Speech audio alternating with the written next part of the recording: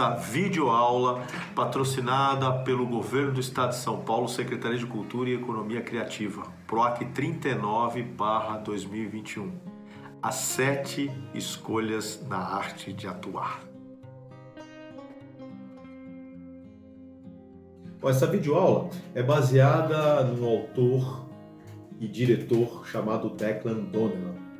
Ele trabalha com cinema, com teatro, cofundou a companhia de teatro Chick by Joy. E além das suas produções, o Declan também dirige ópera, balé, com uma variedade enorme de companhias pelo mundo. Ele publicou pela primeira vez em russo esse livro, em 2001, The Actor and the Target, O Ator e o Alvo. Depois foi publicado em 2002, reimpresso em 2005. E desde então já apareceu em 15 idiomas, incluindo francês, espanhol, italiano, alemão, romeno e mandarim.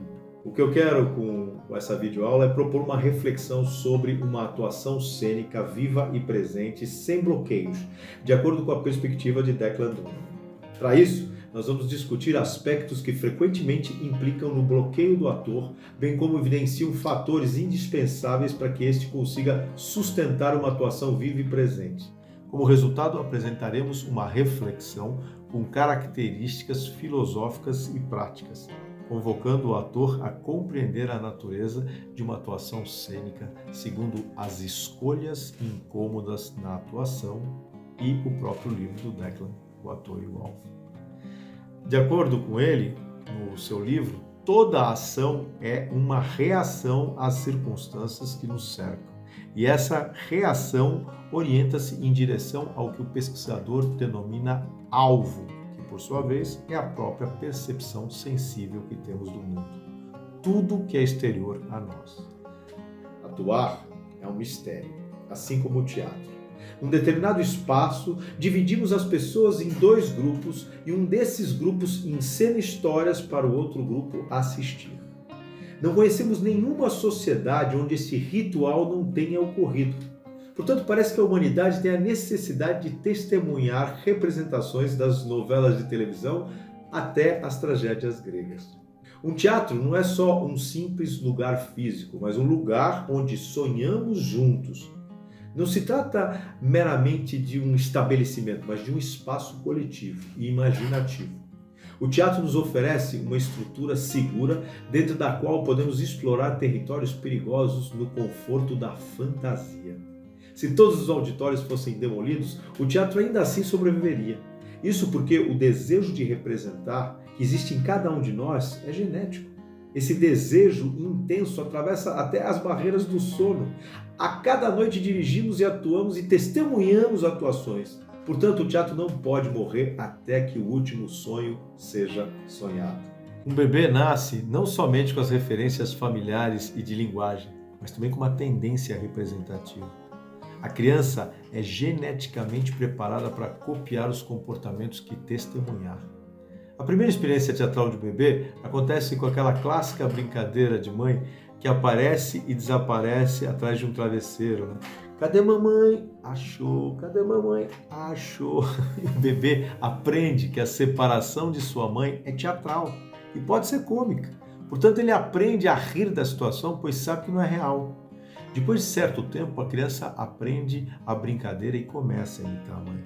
Depois de um tempo, a criança passa a ser o ator e com os pais como plateia. Ele brinca de se esconder atrás do sofá e, por fim, o jogo vai evoluir, se transformar em um sofisticado esconde-esconde com muitos atores e até mesmo um vencedor.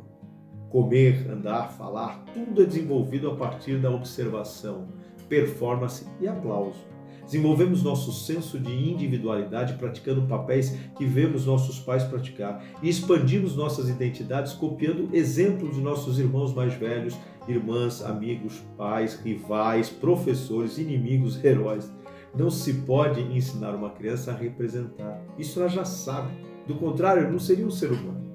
A verdade é que vivemos interpretando papéis. Papel de mãe, papel de pai, de professor, de amigo. Atuar é um reflexo, um mecanismo de desenvolvimento e sobrevivência.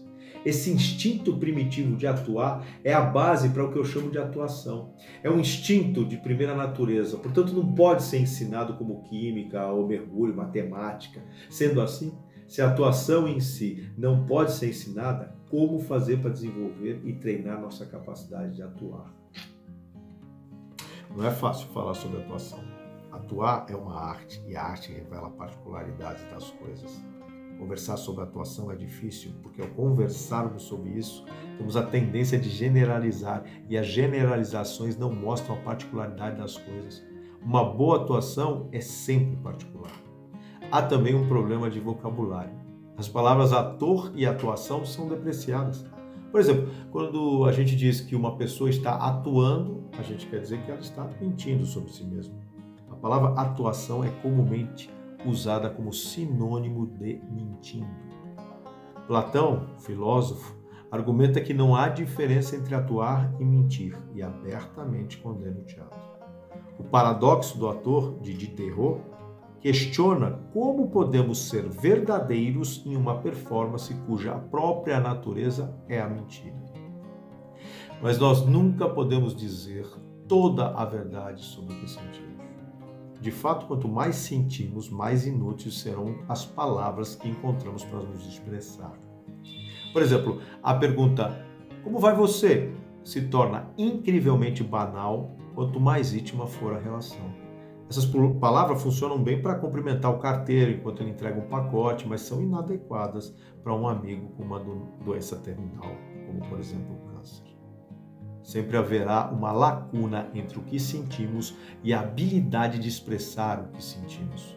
Quanto mais desejamos que a lacuna seja menor e quanto mais queremos dizer a verdade, mais essa lacuna perversa se abre. Sempre haverá uma lacuna entre o que sentimos e a habilidade de expressar o que sentimos. Quanto mais desejamos que a lacuna seja menor e quanto mais queremos dizer a verdade, mais essa lacuna perversa se abre. Nós atuamos constantemente, não porque estamos mentindo propositadamente, mas porque não temos escolha. Viver bem significa atuar bem. Qualquer momento de nossas vidas é uma pequena performance teatral. Até nossos momentos mais íntimos têm um público de ao menos uma pessoa, ou seja, nós mesmos.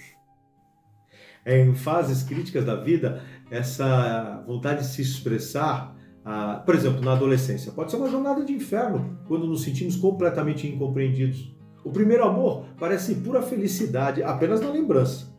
Somos atormentados não só pelo fantasma da rejeição, mas também pela apavorante falta de esperança de que nós nunca seremos capazes de expressar o que sentimos. As emoções são turbulentas. Chegar lá parece impossível. Ninguém entende o que eu estou passando. E o pior é que eu me ouço declamando os mesmos velhos clichês de outras pessoas. Meus pais, por exemplo. Como adolescentes, nós descobrimos que quanto mais queremos dizer a verdade, mais nossas palavras mentem. Mas para amadurecer, nós precisamos começar com o humilde processo de representar. Porque representar é tudo o que podemos fazer. Atuar é o mais perto que chegamos da verdade. Nós não sabemos quem somos, mas sabemos que podemos atuar. Nós sabemos que é uma qualidade maior ou menor para as nossas performances como estudante, professor, amigo, filha, pai ou amante. Nós somos as pessoas que representamos, mas temos que representá-las bem, tendo a consciência de que a representação pode ser fiel ou não. Mas fiel a quê? Ao meu verdadeiro eu interior? Aos outros? Fiel ao que eu sinto, quero, devo ser? As perguntas ficam no ar, mas o que eu disse antes não são necessariamente a verdade, mas podem ser úteis e ajudar a formular um pensamento ativo e principalmente menos bloqueado. Normalmente os atores usam as mesmas palavras quando se sentem bloqueados. Não importa se são palavras francesas, finlandesas, russas, o problema transcende a língua. Esses pedidos de socorro podem ser classificados em 8 tópicos. Mas como veremos, a ordem não importa, porque eles não são mais diferentes do que as pernas de uma mesma aranha. Por exemplo, eu não sei o que eu estou fazendo. Eu não sei o que eu quero.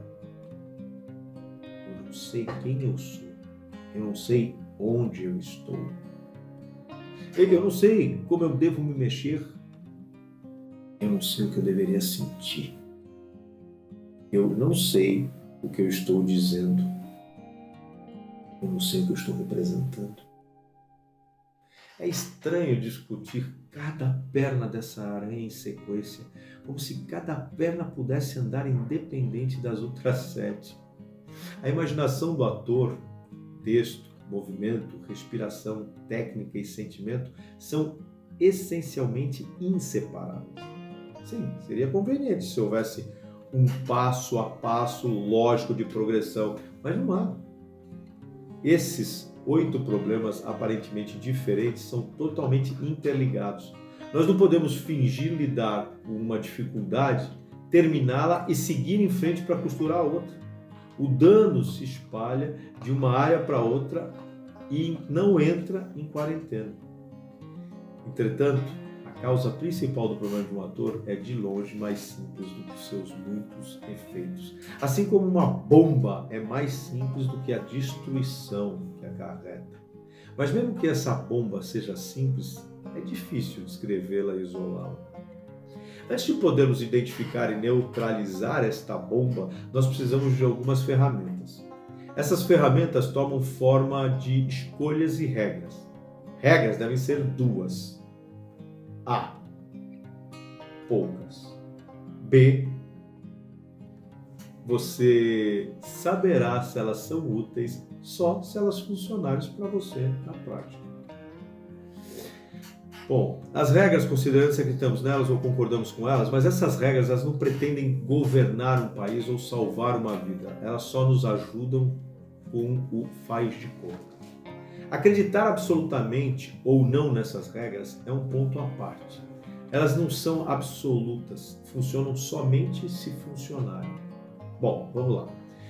Em resumo, ao invés de afirmar que X é um ator mais talentoso que Y, é mais exato afirmar que X é menos bloqueado que Y.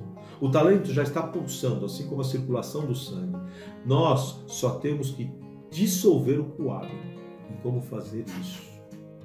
O medo. O medo, por exemplo, ele bloqueia a sensibilidade e a presença viva do ator em cena. O intuito de Declan, em suas inúmeras reflexões sobre a atuação, é ajudar o ator que se sente bloqueado e por isso não consegue atuar com frescor e espontaneidade. Esse autor ele preza por um teatro vivo, por um ator sempre presente, por um fenômeno artístico que pulse vida, pois a vida é misteriosa e transcende a lógica. Podemos entender uma cena viva, na perspectiva de Donnellan, como uma cena repleta de provocações, reações, contradições, urgências, conflitos, disputas, transformações. Elementos como esses perpassam a vida dos seres humanos e, para esse diretor, devem constituir parte essencial da cena teatral. Nesse sentido, o objetivo de Donnellan não é ensinar como atuar de maneira geral, mas sim mostrar como o ator pode se desbloquear sem inibir o fluxo da vida de sua atuação. Assim, em meu entendimento do raciocínio de Declan, o sentimento de medo que o ator muitas vezes enfrenta em cena não decorre de uma situação de extremo perigo de vida, mas sim de um excesso de controle ou de sua faceta oposta, a insegurança. Uma das conjecturas de Declan mais significativas sobre o medo como entidade e que compromete a presença viva do ator em cena está no fato de que este divide o tempo em 2 partes, o passado e o futuro. Isso significa que o presente, o aqui e agora, sempre é abafado, anulado, abandonado. Consequentemente, percebemos que assim a presença viva do ator no aqui e agora foi abalada, ameaçada, desestruturada. Como então o ator poderia evitar que o medo o consuma e o deixe bloqueado? O que poderia ajudá-lo a atuar de forma viva e sempre em reação ao que acontece no tempo presente? Para que o ator possa livrar-se das ilusões do medo e da necessidade do controle, para que ele deixe de se ensimesmar como uma única maneira de se proteger desses terríveis assoladores da atuação viva. É necessário optar por certos princípios e abdicar de outros. Esses princípios são explícitos em 7 escolhas incômodas que perpassam a arte de atuar. Essas escolhas são consideradas incômodas porque não permitem relativização, exigindo uma tomada de decisão ímpar e precisa do ator. Bom, vamos lá. Vejamos quais são essas escolhas. 1. Concentração ou atenção. 2. Liberdade ou independência. 3. Ver ou mostrar. 4. Certeza ou confiança. 5. Criatividade ou curiosidade. 6. Originalidade ou singularidade. 7. Excitação, no sentido da emoção ou a vida por si só. Convidamos você a pensar qual opção escolheria em cada uma das 7 tópicos acima. Por quê? Essas 7 escolhas incômodas não são como os 7 pecados capitais. Não pretendo estabelecer o certo ou errado da atuação. O que eu sugiro com tais escolhas são atitudes que podem ser eficazes no sentido de se livrar dos seus bloqueios. Apesar de adjetivar as escolhas como incômodas, percebemos aqui o quão podem ser úteis para libertar o ator dos seus incômodos. Assim também podemos entendê-las como escolhas para tirar incômodos. Bom, aqui vai um tempo para você pensar sobre isso. Daqui a pouquinho iremos responder.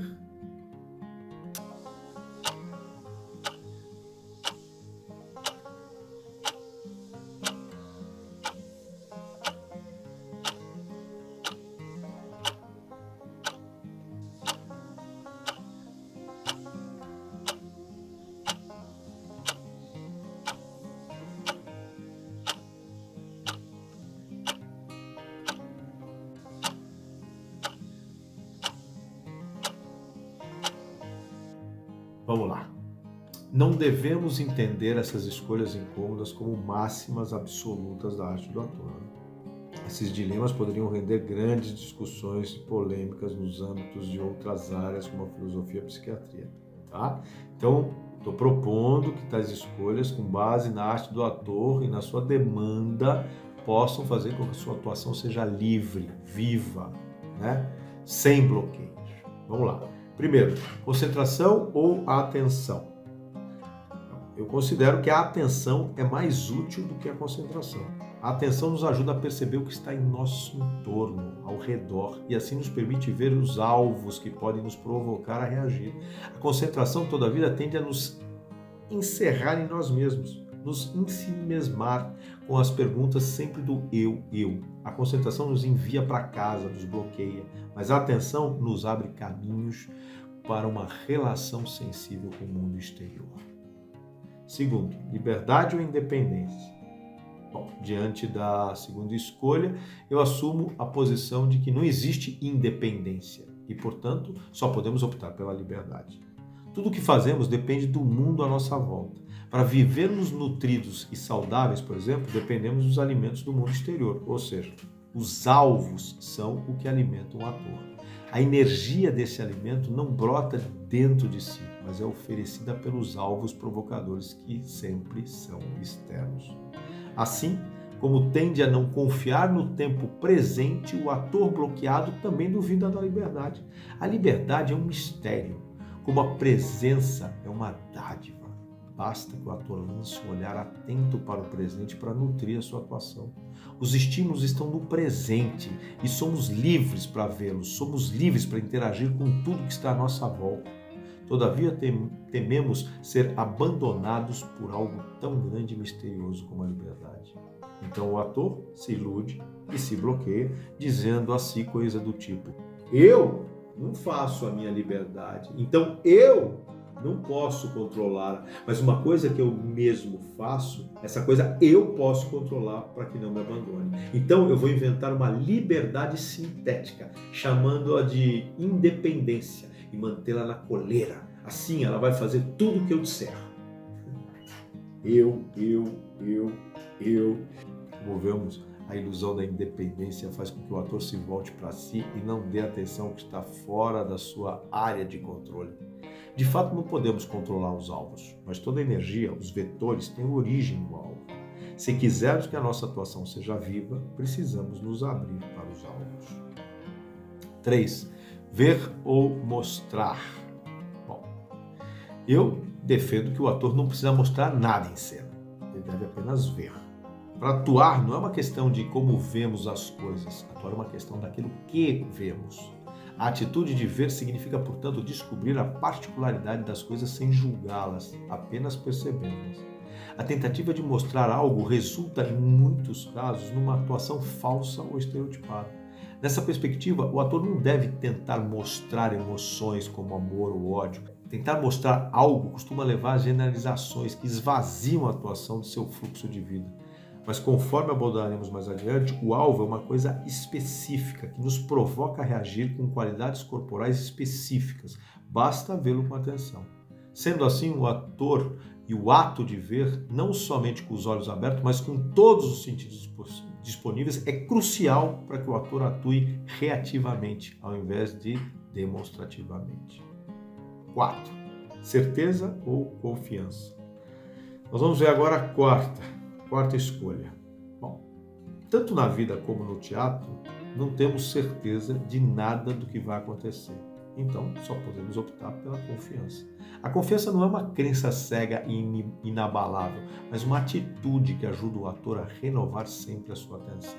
A confiança preserva o ator no instante presente, mas a ânsia por certeza o projeta ao futuro. Não podemos ter certeza, por exemplo, de que nosso parceiro de cena dirá todo o diálogo exatamente do jeito que foi ensaiado. Entretanto, nós podemos ter confiança nele e acreditar que a sua fala nos provocará e nos dará energia, força necessária para que possamos reagir com uma fala também provocativa e instigante. Querer ter a certeza de que isto ou aquilo acontecerá ou não nos prende ao futuro, pois são especulações que tendem a nos deixar ansiosos. Ter confiança pode ser entendido, portanto, como acreditar na vitalidade do tempo presente da cena. Ter confiança é confiar nos alvos e na liberdade de reagir aos seus estímulos. Sim, criatividade ou curiosidade? Bom, nós não podemos nos forçar a ser criativos. Podemos apenas despertar e alimentar a nossa curiosidade. Criar é algo inerente aos seres humanos. A criatividade está em todos nós e só estanca quando nossos receios e temores bloqueiam o nosso fluxo natural de vida. Em cena, quando isso acontece, não convém tentar forçar a criatividade, mas sim apostar na curiosidade. A curiosidade nos ajuda a ver a particularidade de cada alvo. O alvo existe também para possibilitar que flua a criatividade do ator, sem bloqueios, mas é a sua curiosidade que lhe permite ver o alvo. 6. Originalidade ou singularidade? Eu acho que convém optar pela segunda opção, singularidade. Tentar ser original é como tentar mostrar algo ao invés de ver, pois tendemos a fazer força para empurrar sentimentos e emoções aos nossos espectadores. Na perspectiva da metodologia do alvo, não é muito produtivo querer interpretar um Hamlet ou uma Lady Macbeth originais. A singularidade é, por sua vez, algo inato ao ser humano, visto que nenhum indivíduo é idêntico ao outro. Quando tentamos ser originais, sobrepujamos algo que já está conosco, desde a nossa gênese, a nossa singularidade. Em cena, quando tomados pela ânsia da originalidade, acabamos por bloquear aquilo que temos de único. Quanto mais nos esforçamos para sermos originais, mais obliteramos nossa inerente singularidade. A singularidade da atuação não se conquista, mas se deixa fluir quando prestamos atenção, quando assumimos uma atitude de ver que se dá aqui, no aqui e agora e para além do nosso ego.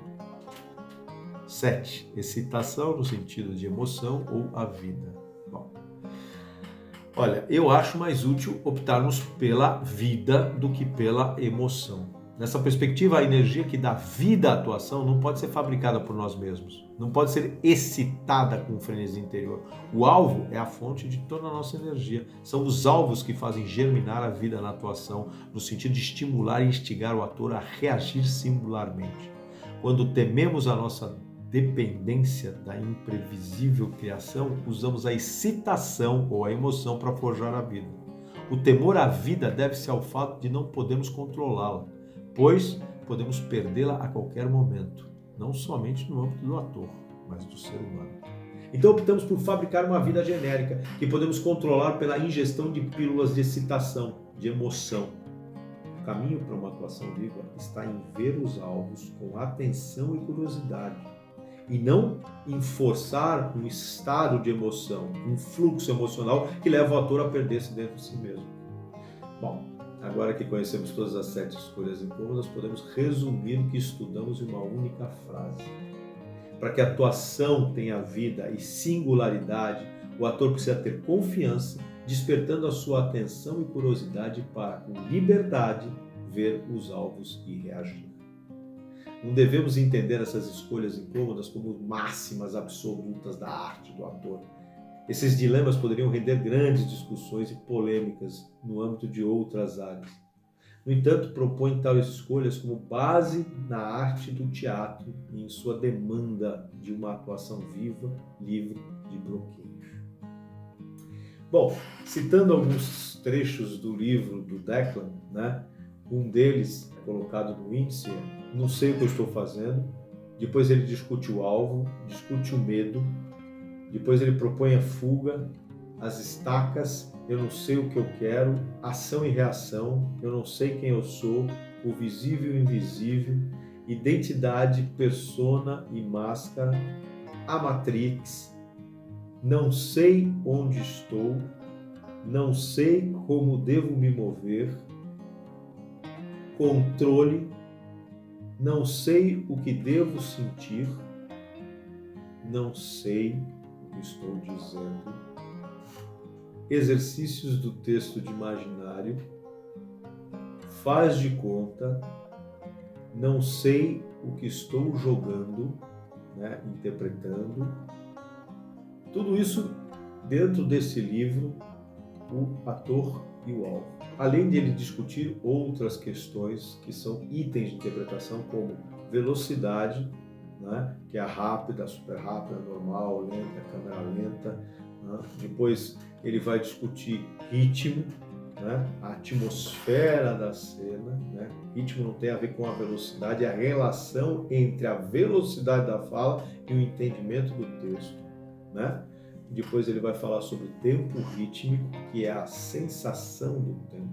É aquele personagem que, ou quando você assiste um filme, o filme tem 1h30, você tem a sensação que teve 3 horas, ou o filme tem 3 horas, você tem a sensação de que teve 15 minutos. Essa sensação do tempo é muito interessante. Vai falar sobre os planos, o plano alto, médio, alto, como é que isso se relaciona, na relação mesmo da atuação, como sendo uma sintaxe da cena. Vai falar com vetores, os vetores corporais ou visuais, de corpo, e você pode entender o seu vetor, e aí ele vai discutir sobre as articulações, como é que o seu corpo se comporta, o significado do teu corpo, a objetificação, que é a relação do ator com os objetos, a proxemia, que é a discussão sobre as distâncias, A gente tem o espaço social, a gente tem o espaço íntimo, a gente tem o espaço político, isso tudo ele é usado como uma sintaxe. Discute o naturalismo, o realismo, o trilho do Stanislavski, sobre precisão e tônus, a diferença entre interpretação e representação, a qualidade de movimento, isso é baseado no Rudolf Laban, ator, personagem e alma, você, o outro e o todo, ação e reação, alma, ego e espírito, o ensaio e a repetição, que é a diferença que existe entre a palavra ensaio, em francês a gente usa a répétition, interpretar um texto e interpretar o papel. Vai falar sobre o querer como desejo, precisar como necessidade, alvo e estratégias, sobre o ouvido interno, a diferença entre a tua fala e o ouvido interno, a visão virtual e a visão real, a segunda mente, que é um dos grandes inimigos da gente de atuação, fantasia, memória, imaginário, emissor, mensagem, receptor, verbo de ação, verbo de atividade, atitude da palavra, imagem, ritmo, sentimento, como sendo emoção. Depois vai falar sobre etapa, método e impulso. Vai discutir o ser, aquele ser mágico do Stanislavski, como sendo uma teoria da possibilidade. Então é um livro muito interessante. Eu pretendo aí futuramente propor também um curso sobre ele. Eu acho que ele consegue ler o Stanislavski de uma forma moderna, de uma forma mais simplificada e principalmente concreta e objetiva. Foi um prazer estar aqui em 30 minutos, rapidamente. Dizer novamente, meu nome é André Garoli, sou professor, diretor e ator. E pretendo aí, quem sabe, para o segundo semestre, desenvolver um curso sobre esse trabalho do Declan Donegan. Valeu, espero que você tenha aproveitado.